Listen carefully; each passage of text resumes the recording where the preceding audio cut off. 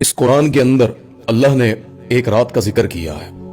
لیلۃ القدر خیر من الف شہر، ایک رات۔ بلکہ اللہ کے نبی صلی اللہ علیہ وسلم سے جو بات ثابت ہے، پر میں وہ رات میں کیسی گھڑی ہوتی ہے، ایک لمحہ اللہ جس کو وہ عطا کر دینا، 83 سال کی عبادت لگاتار، اس سے زیادہ وہ فضیلت والی رات ہے، وہ گھڑی اس سے زیادہ قیمتی ہے۔ اور زندگی میں اگر اللہ کسی کو 60 سال 70 سال کی زندگی میں ہر سال وہ رات دے دے اور مسلمان فکر کر کے حاصل کر لے، وہ تاک رات جو رمضان کے مہینے میں آتی ہے، اللہ کے نبی صلی اللہ علیہ وسلم نے فرمایا کہ اس کو پا لینے والا اللہ کی رضا کو، اللہ کی توبہ کو، اللہ کی بخشش کو پا لیتا ہے۔ خیر القرون جو صحابہ کرام تھے رضوان اللہ اجمعین، وہ 21ویں 23ویں 25ویں 27ویں اور 29ویں رات، اللہ اکبر، یہ اللہ کی مرضی ہے۔ نبی پاک صلی اللہ علیہ وسلم کو اللہ نے بتلائی تھی، اللہ نے ظاہر کر دی تھی وہ کون سی ہے، لیکن جب نبی پاک صلی اللہ علیہ وسلم مسجد میں آئے تو صحابہ آپس میں کسی بات پر گفتگو کر رہے تھے۔ اس مسئلے میں نبی پاک صلی اللہ علیہ وسلم ان کی طرف متوجہ ہوئے، وہ جھگڑا تھا، وہ بات تھی، جو تھا، تو اس طرف جب دماغ گیا نا، خیال گیا، تو اللہ تعالیٰ نے اپنے نبی صلی اللہ علیہ وسلم کے دماغ سے، ان کے ذہن سے اس چیز کو نکال لیا اور فرمایا کہ مجھے اللہ نے بتلائی تھی، تمہارے ان باتوں میں، ان خیالوں میں آ کر میں وہ میرے ذہن سے اللہ نے واپس لے لی، اور فرمایا کہ اب 5 راتوں میں تلاش کرو، ان 5 تاک راتوں میں رات ایک آئے گی، وہ کوئی 27ویں بنا لیتا ہے، کوئی 29ویں، کوئی 23ویں، لیکن ہمیں 5 جاگنی ہے، اور اس کا اجر اللہ اکبر، اللہ کے ساتھ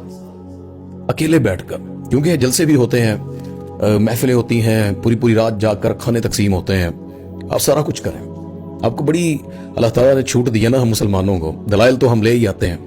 ہمارے اسلام میں نہ ملے، قرآن و حدیث میں نہ ملے، فقہ ہمیں اجازت دے دیتی ہے، فقہ نہ دے تو عقلی دلائل تو سب کے پاس ہوتے ہیں، لیکن اصل تو قرآن و حدیث ہے۔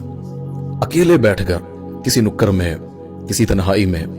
اللہ سے باتیں کرنے کا ٹائم ہوتا ہے، اللہ کے ساتھ محو گفتگو ہونا اس رات میں جو اتنی قیمتی ہے، اللہ سے باتیں کرنا، اللہ کے ساتھ اپنے دکھ سکھ پورے سال کے، جو انسان سے غلطی کوتاہی جو کچھ ہو گیا، کتنا بڑا گناہ ہوگا انسان کا، اللہ کہتا ہے تو اللہ یہ وہ رات ہے، میری رضا بانٹی جا رہی ہے، میری خوشنودگی جو ہے، میری رضا مندی جو ہے، میری بخشش جو ہے، فتحت ابواب الجنہ، میں نے جنت کے دروازے کھولے ہوئے ہیں، کسی کافر کے لیے نہیں، نہ یہ گھڑی کوئی کافر پا سکتا ہے، صرف مومن کلمہ پڑھنے والا اللہ تعالیٰ اسے یہ عطا فرما دیتا ہے۔ مرد دکان پہ بیٹھا ہے، بند کر دے لائٹیں شائٹیں، دوستوں کو کسی کو نہ بلائے، غلاموں کو ملازموں کو بھیج دے، اپنے رزق کے اڈے پر بیٹھ جائے، اللہ کو یاد کرے، اللہ کے سامنے اپنی غلطیوں کو یاد کر کے روئے، اکیلے بیٹھ کر اس گھڑی کو حاصل کرنا ہے۔ یہ جو ہم جتنا بڑا مجمع لگاتے ہیں، پھر وہ چیز نہیں ہوتی ہے، اکیلے جو اللہ کے ساتھ باتیں ہوتی ہیں نا، وہ انسان اس طرح کے جلسوں میں نہیں کر سکتا۔ پوری زندگی پورا سال پڑا ہے آپ کے پاس، جلسے کریں، عید کے بعد پوری رات کی محفل رکھ لیں، لیکن یہ گھڑیاں ٹھیک ہے، ہمارے معاشرے میں پھر لوگ زیادہ تر بازاروں میں ادھر ادھر گھومتے ہیں تو علماء اکٹھا کر لیتے ہیں، چلو اس بہانے سے کچھ دیر کوئی ایک آدھی بات ہو جائے، لیکن یار آپ گھر جائیں، اس مجلس سے اٹھ کر فارغ ہو کر چلے جائیں، آدھا گھنٹہ قیام کریں، قرآن پڑھیں، اللہ کو یاد کریں، روئیں اللہ کے سامنے، اللہ کو منا لیں، اور اس تاک رات کو حاصل کر لیں انشاءاللہ۔ میں تو سمجھتا ہوں یہ وہ اعزاز ہے، پہلی امتوں کی نا عمریں بہت زیادہ تھی، ہمارے نبی صلی اللہ علیہ وسلم کی عمر مدت جو ہے زندگی کی، وہ تقریباً اوسطاً 60 سال بتائی ہمارے آقا صلی اللہ علیہ وسلم نے،